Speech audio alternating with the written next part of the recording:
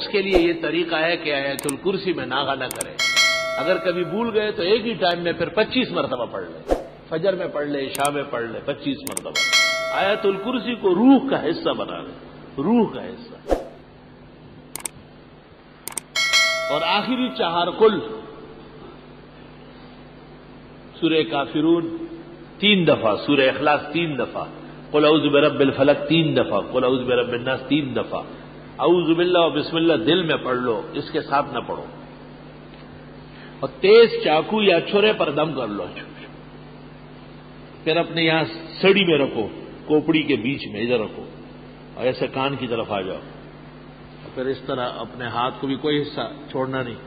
ایسا دائیں پاؤں انگوٹھے انگلیوں سے ہوتے ہوئے بائیں پاؤں پہ آ جاؤ، اور یوں وہاں تک دوبارہ پہنچاؤ.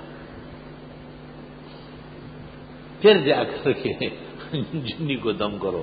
اسنا چی چھٹا گئی دی کی فقیر حسین او کوٹے تا رہ جا دا لڈیر جی نے کئی مستی جی غاخائی بدی کی پاو چھٹا گئی بدی کی.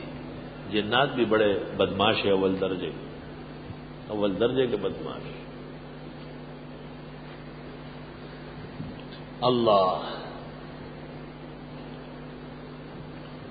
جنوں کا کام کوئی دندے کے لیے نہیں کرتا. کسی مسلمان کو تکلیف ہے، پریشان ہے، آپ عالم ہیں، آپ سے مدد مانگتے ہیں، تو آپ اللہ کا نام لے کے اس کو دم کر دیں، لیکن طریقے سے دم کریں.